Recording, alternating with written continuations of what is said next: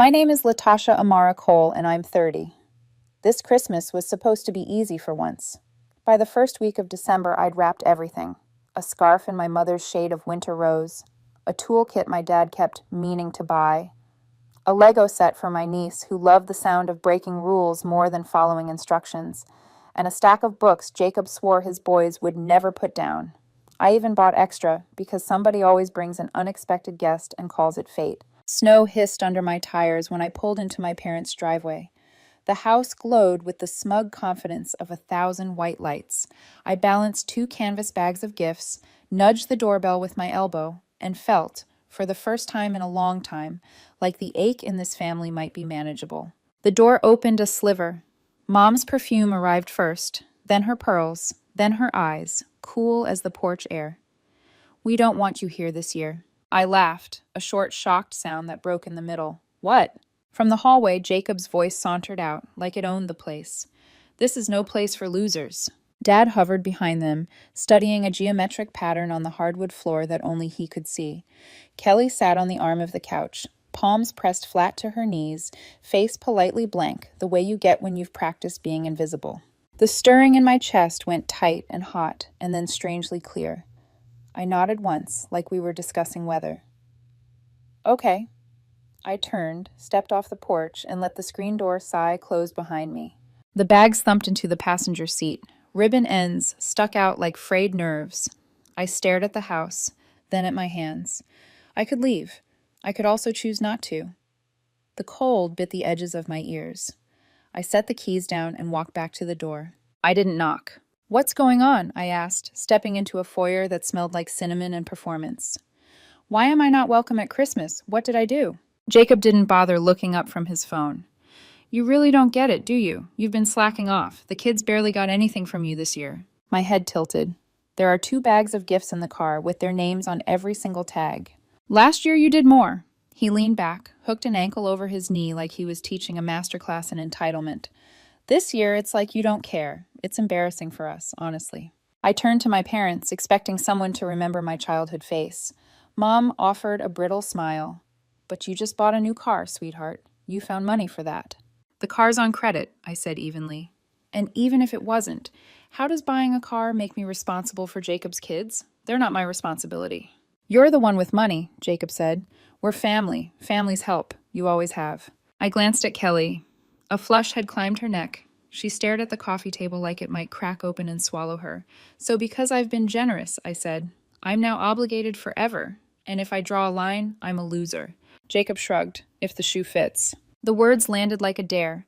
I felt the old reflex, to patch, to pay, to smooth the water everyone else churned, rise in my throat and then fall away like a wave finally remembering it could retreat. "You know what?" I said, voice steady. "You're right. I don't belong here." I looked at my parents. "Enjoy your Christmas." Then at Jacob. "Good luck with the presents, because this loser is done financing your life." The night air slapped my cheeks as I left. The house hummed behind me as if nothing had shifted. But something had, clean and irreversible. I slid into the driver's seat and let my hands settle on the wheel. A thin thread of grief pulled across my ribs, then loosened. At home, the quiet met me like a decision. I placed the gifts on my dining table and stood there long enough for the room to accept me. The phone buzzed. Evan, my boyfriend, had texted an hour ago. "Got you that gingerbread kit. Come over? Or I come there." I sent a quick, "Later, family thing," then added, "I'm okay." He replied with a heart and the cookie emoji, his way of telling me he'd keep the porch light of his patience on. Evan didn't come with demands. He came with steadiness. It scared me sometimes, how simple good could feel. I poured tea I didn't want and watched steam ghost the window.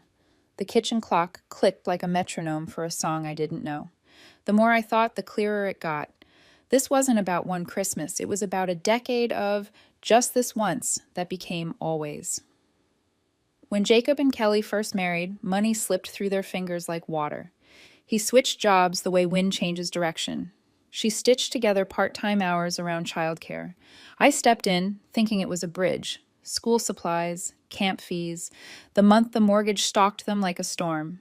Then the bridge became a road, and the road was paved with my yes. I said yes to keep their kids from feeling shortage. I said yes because I knew what it cost a child to carry adult panic. But a strange arithmetic crept in. Gratitude decayed into expectation, and then into title, the one who will. I had signed my name to a job I never applied for. The next morning, light pooled across the floor like mercy. I woke with a decision lodged in my bones. No more, not from anger, from clarity. Evan came by with coffee and a question in his eyes. You sure you're okay? I'm sure, I said, and I'm done. Done? How? Funding Jacob's life. He didn't say I told you so. He didn't list all the times he'd watched me wire money, skip weekends away, or pretend a drained account was fine. He set the coffee down and took my hand. Boundaries, he said softly. I like this version of you. I exhaled. I'm scared I'm going to lose them. You already lost them, he said. They just announced it on the porch. I almost smiled. Maya would have a field day with this. His mouth quirks. He knows I don't love mentioning his ex. She'd write a 1,000-word essay about your rescuer complex and send it to me with footnotes. Would she be wrong? I asked. He squeezed my fingers. You help people. That's not a flaw. Let's just make sure you help you too. We stacked the gifts in the hall closet. I taped a note inside the door. Hold. Decide with a calm head.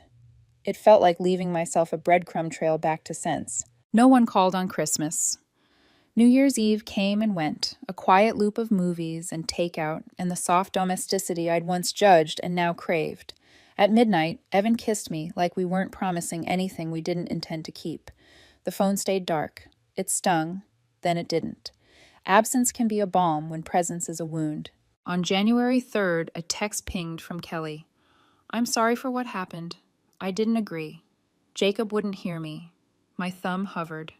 Thank you, I typed back, then erased it. I tried again. I appreciate the message. I can't go back to how it was. She replied with a single dot, like she had more to say but didn't know how to say it without tearing something irreparable. 2 weeks later, Jacob knocked during a Zoom call. He didn't stop until the dog downstairs started protesting on my behalf. I opened the door because ignoring a pounding doesn't make the pounding end. We need to talk, he said, pushing past the frame like the house had never learned my name. No, I said, standing where I was. We don't. You need to stop acting like this and start helping again. He looked worse up close, sleep-deprived, thinning patience, pinched between his eyebrows. I blinked. Helping, meaning pay your bills. You're the one with money. Do you know how hard it's been since you decided to pull this stunt? The kids barely have what they need. Kelly's struggling. We can't do this without you. The old ache knocked, asking to be let in. I didn't open the door. You're a grown man with a family. If you need more money, you need to earn it. It's not my job to solve your life. You always helped before. And I taught you that I would, I said. That's on me. This, now, is me unteaching it. He scoffed. Selfish. Selfish is lying to our parents about me, turning them against me, banning me from Christmas because I didn't spend enough on your kids, and then showing up here to demand more. I took a breath. We're done. I won't be an ATM with a heartbeat. He glared, heat looking for kindling. When it didn't find any, he stormed down the hall, trailing grievance like a scarf. I closed the door and leaned my forehead against it until my pulse smoothed out. Evan texted from the street. I'm outside. Want to walk? I grabbed my coat and met him in the honest cold. The next night, my phone lit with a number I didn't know. Is this Latasha Cole? A man asked, the syllables crisp. Yes. This is Mark Dawson. I'm an attorney. I represent a client concerned about certain financial matters involving your family. Would you have a moment to discuss? I looked at the ceiling. I looked at everything I had kept. Yes, I said, and sat down. Mark Dawson's office sat 12 floors above a street that smelled like wet paper and hot pretzels. The lobby security guard made me sign in like I might steal a fern. I rode the elevator with a woman in winter white and a man lecturing someone invisible about KPIs. The doors opened on glass, quiet carpet, and the kind of framed degrees that announce, "Here, truth wears a tie." Mark stood when I entered. Mid-40s, kind eyes behind precise glasses. He shook my hand like mine had value. Ms. Cole, thank you for coming. It's Latasha, I said, because I needed to sound like a person and not a case file. We sat. He folded his fingers, then unfolded them. The client I represent is Kelly. The name landed like a soft drop that still made ripples. Kelly, as in my sister-in-law? Yes. He He slid a folder across the desk. She asked me to show you what she found. I opened it.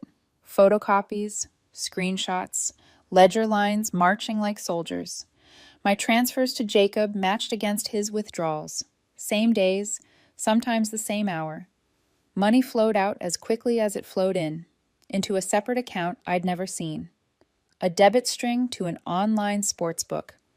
A sleek restaurant receipt for two when he told me he couldn't afford the kids' winter coats.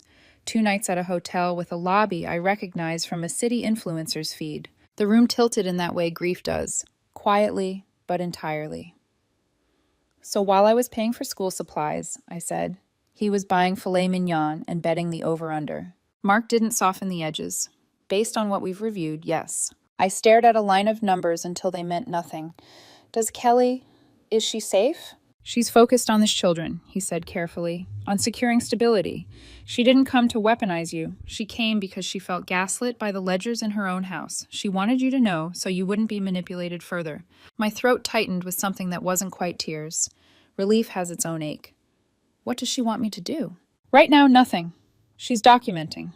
If Jacob escalates, she'll consider separation or other legal steps. She understands you've been generous. She does not expect more. The old reflex rose again. How can I fix this? Then met the newer one. You cannot fix what isn't yours.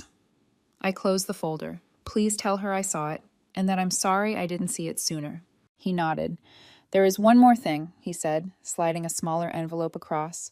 Printouts of emails Jacob sent to a payday lender, using you as an informal guarantor, name only. We've already sent notices to remove you. I wanted you to know. Anger came then, but it was cool, crystalline. Thank you for telling me. When I stepped back onto the street, the winter light seemed too honest for the day. I sent Evan a single text. Confirmed. He replied in under a minute. Meet me at the park? He was there on the bench by the pond, hands shoved in his coat pockets, cheeks flushed from cold. He stood. What happened? I told him, not with drama, but with facts. The hidden account, the gambling, the hotels, the lender. He listened the way you watch someone cross a narrow bridge. Attention, silence, ready if needed. Say the part you're not saying, he said when I finished. I feel stupid. The words left a metallic taste. Like I funded the problem I swore I was solving. You funded your love for your nieces and nephews, he said. Jacob abused that. There's a difference. I exhaled, breath a small cloud. Kelly hired the lawyer. That tracks. She's been quiet to survive. Quiet isn't the same as complicit. We walked a loop past a kid teaching a smaller kid how to throw snow that doesn't stick. My phone rang. Jacob. I almost ignored it. Evan tilted his head. Pick it up if it helps you close the door. I did. What do you want? You talked to Kelly, didn't you? He snapped. His voice had that hollow, stretched sound of a man sprinting from consequences. You're poisoning her against me. I didn't have to, I said. Your bank statements did that. You don't know what you're talking about. I know you took my money under the word emergency and turned it into bets and dinners and hotels. I know you lied to your wife and used my name in an email to a lender, which a lawyer has already reversed, so don't try it again. You would throw your own family under the bus? He sounded genuinely offended, like morality owed him rent. I'm stepping off the bus you've been driving toward a cliff, I said. We're done. No more money, no more lies. Fix your life. You'll regret this, he said, and hung up, as if threat was a currency accepted everywhere. We let the silence sit. A dog bounded past, ecstatic in the useless snow. Evan slid his gloved hand into mine. Proud of you, he murmured. That night, Kelly called. Her voice had the tremble of someone holding a door closed with her whole body. Did you see? I did. I'm sorry, she said, and the apology sounded like a confession. I should have said something sooner. I was scared. I didn't want to be the one who broke the family. You didn't break it, I said. You're trying to stop the breaking. She breathed out a laugh that died in the middle. He admitted some of it, said the account was for unexpected expenses. He said the hotel was for a conference. He said I'm dramatic. You are not dramatic, I said. You are strategic. What do you need? A long pause. Space. A plan. I'm getting documents together, birth certificates, school records. I found a rental 2 towns over with a month-to-month lease. I can't keep the kids in a house where every day is a new lie. If you need help, hovered on my tongue, the old bridge trying to rebuild itself. I chose my words like I was selecting stones across a river. I can help with a deposit, short term, Under one condition. The help is for you and the kids, not for Jacob by proxy. Understood, she whispered. I won't tell him anything. Not about you, not about the lawyer, not about the plan. Good. Document everything. Send me copies. If he rages, record. If he calms, record that too. You sound like Mark, she said, and for a second, we almost smiled together. After we hung up, I stared at the ceiling and felt the shape of the next few weeks pressing forward. Boxes, paperwork, accusations, the small logistics of survival that women master because they must. Evan lay beside me and traced a line on my wrist with his finger, like he was writing a sentence I needed to remember. You are allowed to protect yourself while protecting others. Maya's voice flitted through my head, her academic tone calling it differentiation, and for once, I didn't resent the echo. Boundaries were not barbed wire. They were a map. Days slid into a rhythm of work, lists, and quiet vigilance. I saved every text. I labeled every screenshot. I set up a separate email folder titled Receipts and another titled Peace with Photos of the Pond, Evan's lopsided gingerbread house, a note I'd written to myself. You are not a wallet. You are a woman with a life. Jacob tried a new angle. Group text to the family. Half pleas, half performances. Latasha cut us off in the dead of winter. The kids are suffering because of her pride. Mom responded with sanctimony wrapped in concern. Dad sent a single, let's talk privately, which in our house had always meant, let's not talk at all. Isla DM'd me screenshots from the cousin chat with a single caption. I'm on your side. 3 blue hearts. I didn't realize how badly I needed that until my shoulders lowered an inch. On a Wednesday thick with gray, my phone buzzed. Kelly. We're leaving today. My heart kicked. I called. She whispered from a closet where she hid to talk. He's on a business trip. I think it's a casino run. The truck is packed. The landlord knows. I have copies of everything. I told the school we're transferring. They promised discretion. Text me the address, I said. I'll Zelle the deposit in first month. Will you be safe driving? My neighbor's brother is coming to help. He's quiet. He doesn't ask questions. Good. Leave the house key on the counter. Take the kids' favorite things. Let the rest be dead weight. If he shows up, call 911, then call me. She swallowed. Thank you. For what? For believing me. For not making me feel crazy. You're not crazy, I said. You're brave. After we hung up, I sent the money with a subject line that made me oddly proud. For stability, not rescue. Evan read it over my shoulder and kissed the back of my head. That's a good line.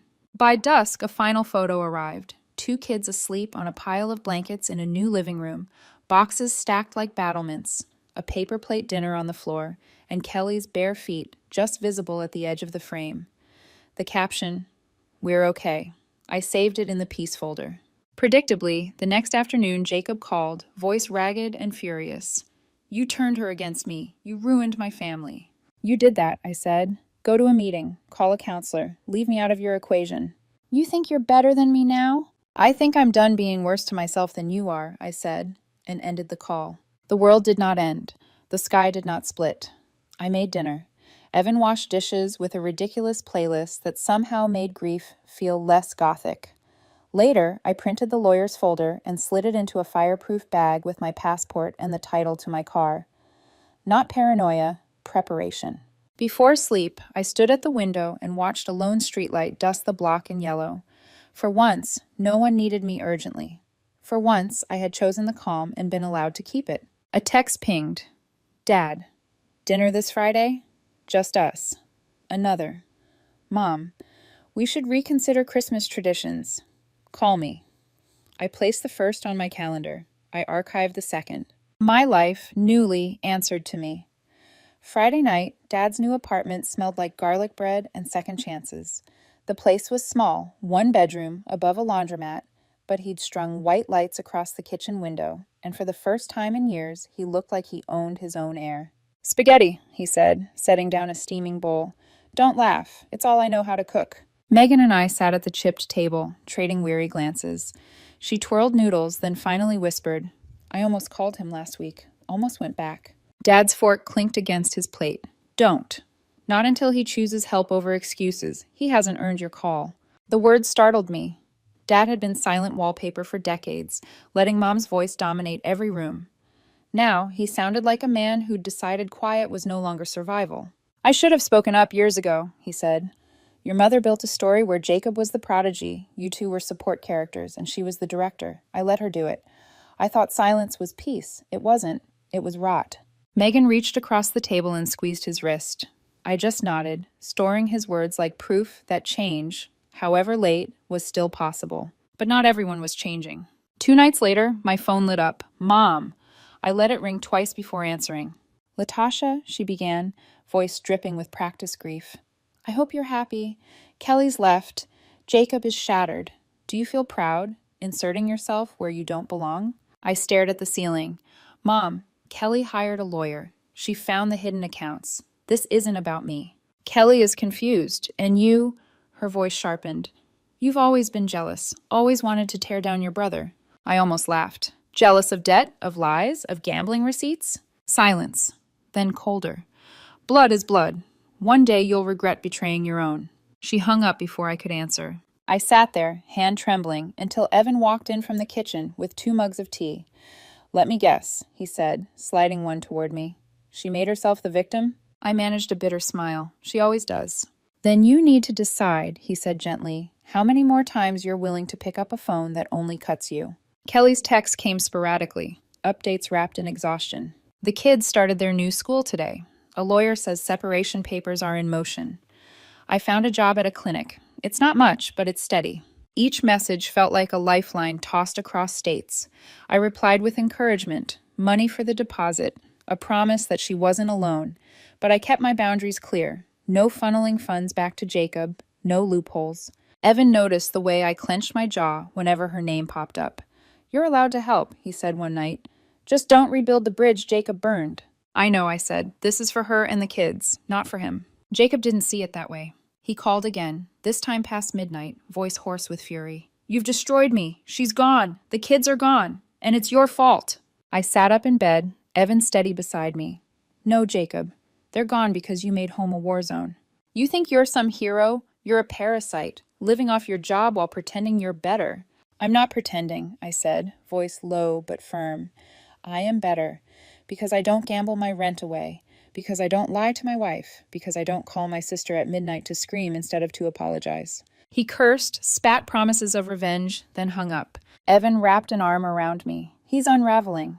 That's not your burden to carry. I leaned against him, letting the truth of that sentence soak deeper than any insult Jacob had thrown. 2 days later, Isla texted me a screenshot from the cousin chat. Jacob ranting about fake evidence and traitors. Most cousins stayed silent. One wrote simply, Dude, we saw the bank records. Stop. I saved the image. Evidence wasn't just paper, it was the chorus of people finally refusing to clap for the act. Then came the text that shifted everything. Kelly, we're leaving today. I called immediately. She answered in a whisper, kids' laughter faint behind her. He's out of town. Casino, probably. I packed everything that matters. We're driving tonight. Do you have the lease? Yes, month to month. The landlord knows the situation. What about money? A pause. I hate to ask, but don't apologize, I cut in. I'll cover the first month, but remember, this isn't rescue. This is runway. You have to take off on your own. Her breath caught. Thank you. By dusk, a final message arrived. A photo of her children asleep on blankets in a bare living room. Cardboard boxes stacked like fortresses. Caption. We're okay. I saved it to a folder I'd labeled Peace. Jacob's meltdown wasn't long in coming. You helped her leave, he shouted when he called 2 days later. You've ruined my life. Jacob, I said, calm now. Ruin is what happens when lies collect interest. Pay your debt. I hung up before he could reply. The silence afterward wasn't emptiness. It was freedom. Dad invited me to dinner again the next week. Megan joined, and together we laughed at nothing, talked about books, and listened to Dad's new stories of burnt garlic bread and stubborn laundry machines. For once, family didn't feel like a battlefield. It felt like rebuilding. But I knew the war wasn't over. Jacob wouldn't vanish quietly. Mom wouldn't surrender her narrative. And in the shadows of ledgers and investors, I could still feel something larger waiting, a thread that hadn't been fully pulled. Hila's last message echoed in my head. There's always another copy. The USB, the accounts, the deals, pieces I hadn't yet seen. And I had a feeling that when they surfaced, they wouldn't just rewrite Jacob's story. They might rewrite all of ours. February came in with brittle cold and the kind of silence that feels staged. Jacob had gone unusually quiet. No calls, no texts, no middle-of-the-night rants. For a moment I thought maybe Kelly's leaving had stunned him into stillness. But stillness, I've learned, is rarely peace. It's usually pressure building behind a dam. I found out where the cracks were forming one Sunday afternoon. Evan and I were walking back from the market, laughing about how he'd convinced the cashier to throw in extra parsley for dramatic effect, when my phone buzzed with an unknown number. "Ms. Cole?" The voice was clipped, professional. "This is Detective Harris with the County Police Department. We'd like to ask you a few questions regarding some financial complaints filed by your brother, Jacob Cole." My chest tightened. "Complaints?" "Yes. He claims significant sums of money were loaned under coercion, and that you threatened retaliation if he didn't comply." Evan stopped walking when he saw my face. "She didn't," he said loudly, even though the officer couldn't hear. I steadied my voice. "Detective, I have 3 years of receipts, bank transfers, and messages where I was the one giving, without demand. I can bring them in tomorrow." "Please do," the detective replied. "We'll need copies." When the call ended, Evan cursed under his breath. "He's trying to flip the script." I nodded, throat dry. But this time, I'm ready. At the station the next morning, I laid everything on the table. Bank records, screenshots, timestamps, even the message thread where Jacob begged for rent money with emojis like they were legal tender. The detective flipped through it all, expression neutral. "This paints a very different picture," he said finally.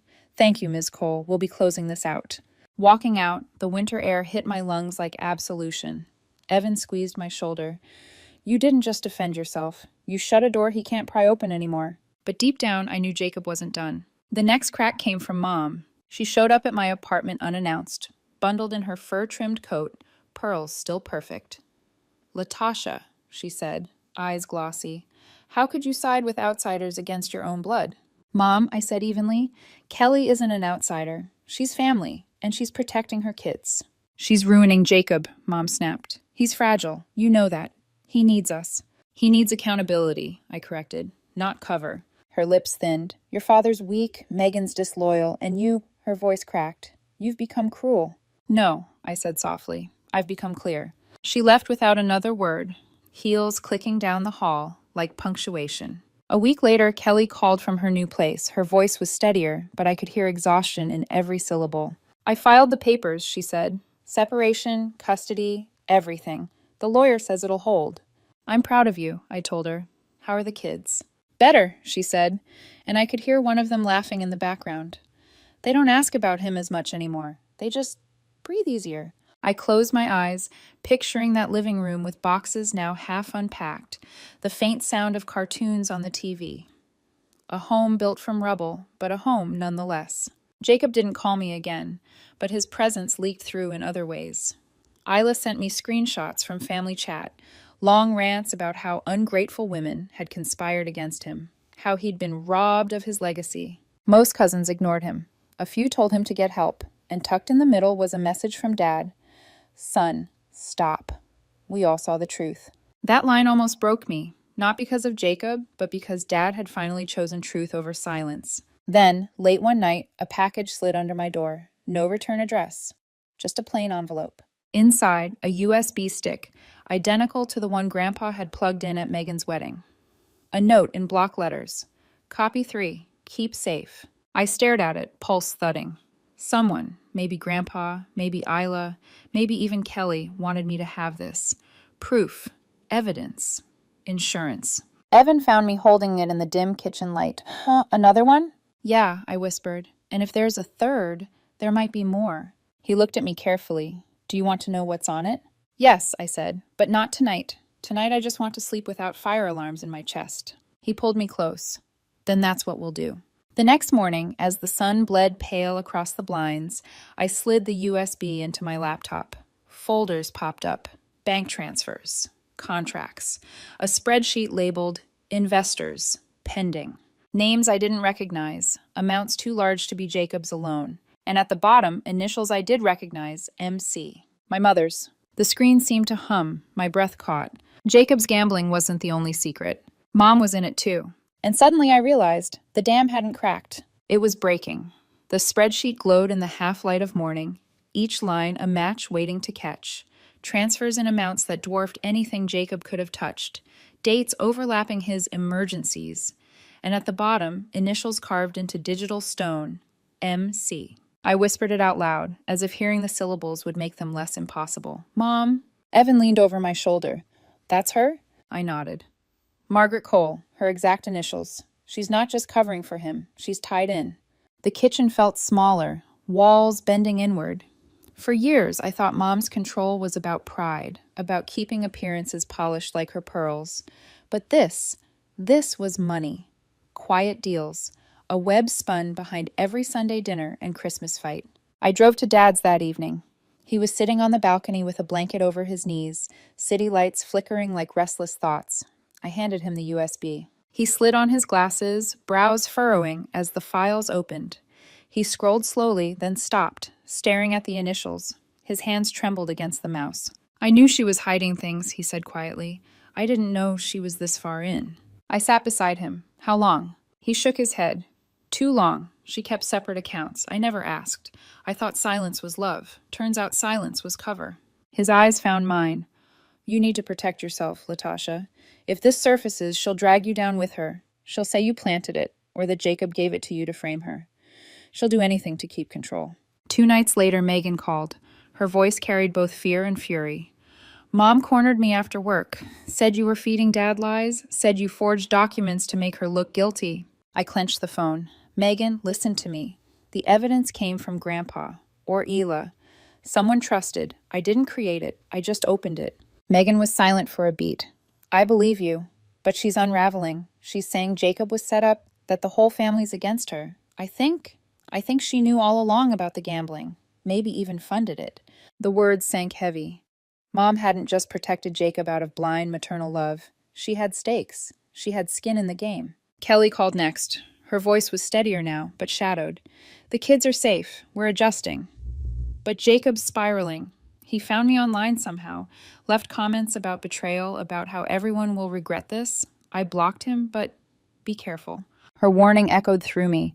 Jacob was dangerous in his recklessness. Mom was dangerous in her precision. Together they could torch the ground under all of us. The final confrontation came a week later. Mom invited me to talk at her house, the same porch where she once barred me from Christmas. I almost didn't go. Evan told me not to. But some wars don't let you choose the battlefield. She was waiting in the kitchen, pearls shining against her throat like armor. Jacob sat at the counter, eyes bloodshot, leg jittering. You've gone too far, Latasha, Mom said, voice calm, rehearsed. These fabrications you've been spreading are dangerous. They're not fabrications, I said, sliding the USB across the counter. They're your files, your initials, your investments. Her smile froze. Jacob's eyes darted to her, then to me. She's lying, Mom snapped. You planted that. No, I said softly. You did, years ago, and now it's catching up. For the first time, Jacob didn't defend her. He just stared, realization slowly draining the fight from his face. Mom slammed her hand on the counter. You'll destroy this family. I met her eyes. You already did. In the weeks that followed, the house of cards collapsed. Dad filed for divorce. Megan cut contact entirely. Kelly finalized separation. Jacob disappeared into silence, his phone finally dark. And Mom, she doubled down, rewriting the story to anyone who'd listen. But fewer and fewer did. The documents spoke louder. Grandpa's quiet nod spoke louder. The absence of defense from Dad spoke louder still. One evening, Evan and I sat on the couch, my laptop closed, the weight of it no longer pressing me into the cushions. You did it, he said, brushing his thumb against my hand. No, I corrected. I just stopped carrying what wasn't mine. Family dinners now are small. Megan brings wine. Dad burns garlic bread. Kelly visits with the kids who laugh louder than the ghosts we left behind. There's no perfect bow on top. There are scars. But there's also air. I keep the USB in a fireproof box, labeled simply, Truth. Not to weaponize, but to remind myself. Because the lesson I carved out of all this is simple. Blood is not a free pass. Love is not silence. And boundaries, those are the only inheritance worth passing on. For the first time in years, I am not the screw-up. I am the one who walked away and survived.